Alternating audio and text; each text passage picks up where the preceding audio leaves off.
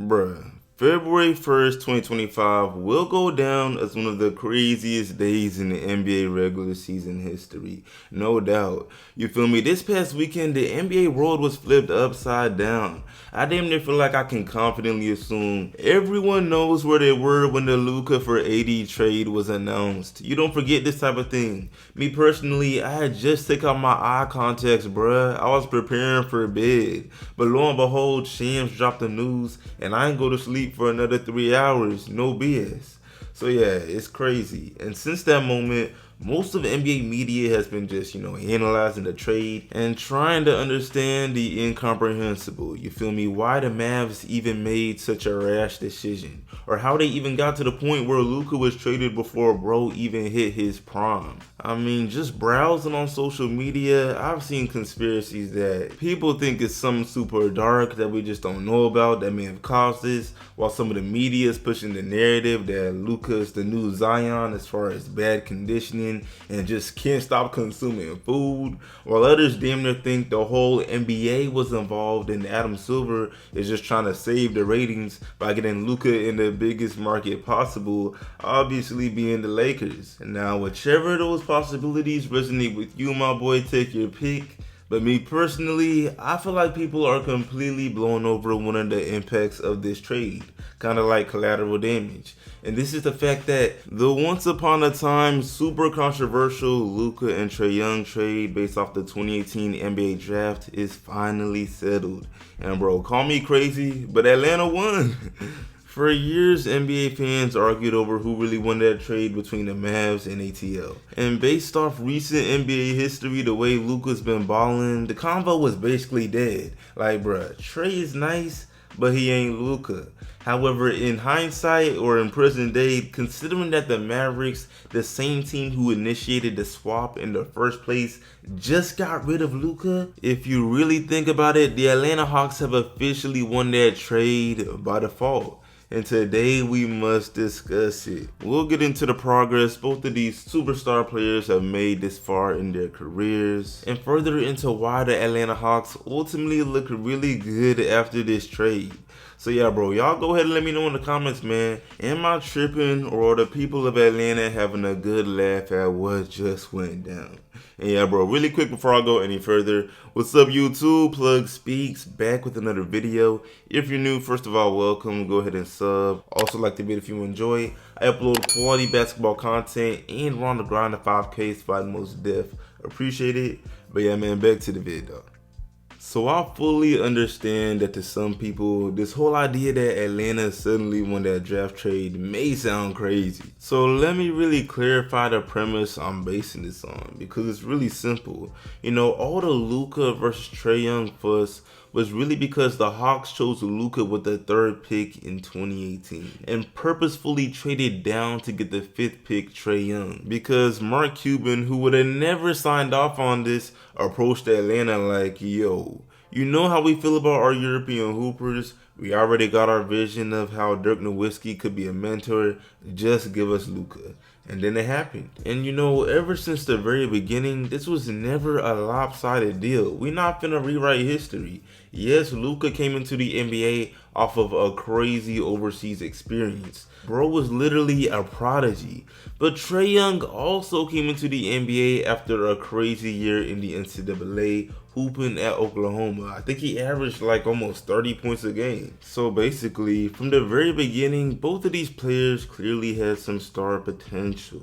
And early in their careers, the gap wasn't crazy. Obviously, Luka won 2019 Rookie of the Year, but Trae was no slouch. And when it came to their first All-Star appearances, they both earned their first selection in the same season, being the 2019-2020 season, further showing that they were both cold and the trade was just looking mad even. But see, the postseason of 2020 is where I'd say the divide really began to become visible.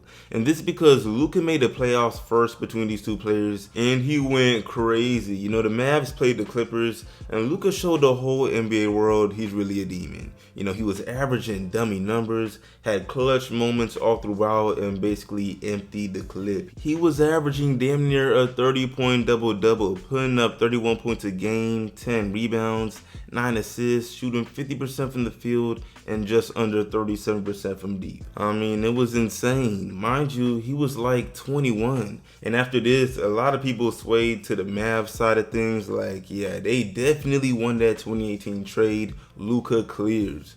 However, ironically enough, the very next season, Trae Young made his first playoff appearance and also was hooping, leading Atlanta all the way to the conference finals where they would face the Bucks, who would go on to win the championship. So clearly no shame in losing to them. Mind you, over the course of those playoffs, Trae's numbers were also dominant, averaging nearly 30 points a game, like 10 assists. He didn't shoot that well from the field and from three, but the point is, he was leading his team to wins and had them go way further than anyone expected by reaching the conference finals when everyone thought they would lose to the 76ers until Ben Simmons forgot how to play basketball. So long story short, after those playoffs, the Luka vs. Trae Young conversation was actually once again a real debate.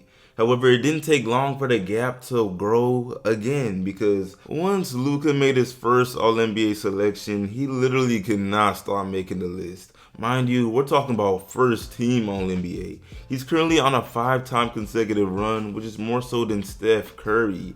And see, this is where we could acknowledge that, yeah, bro, the Luka vs. Trae Young convo as far as that trade was basically dead because sheesh. Not only did Luka continue to make playoff appearances after the bubble, but he also made his own conference finals appearance in 2022, the very year after Trae Young made it and he himself lost to the eventual NBA champion Golden State Warriors. So again, no shame in that. If anything, his run in those playoffs once again showed people that Luka is for sure the next big thing. His ability to be so dominant on offense was amazing, especially since his game is predicated on skill. You know, bro ain't super athletic, not super fast. You barely see the man dunk, you feel me? And yeah, he was making it look too easy. And the moment he received a true second star, obviously being Kyrie Irving, he went to the finals. You know, of course, Dallas did their part in helping the team become well-rounded, picking up PJ Washington at the 2024 trade deadline, developing Derek Lively, all these great things.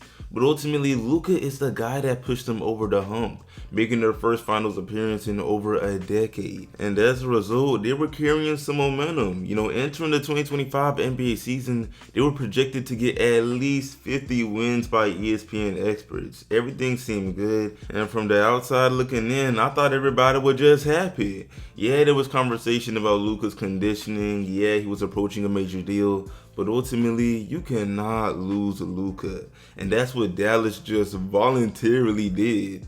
So taking this back to the original point, yes, I really believe the 2018 NBA draft trade looks terrible. Sure, they got AD, but I just can't imagine him being healthy enough to land them a championship. I don't see it. And while ATL isn't doing too great, at least their future is secure with a constantly improving Trae Young. But yeah, man, with that being said, I'm about to wrap this video up. Y'all let me know what you think of this perspective. Am I tripping? Am I clueless? Does Dallas still look good to y'all right now? Why not? Yeah, man, I appreciate y'all watching. Like the sub, share, sub if new, all of that. See y'all boys in the next one, and I'm out.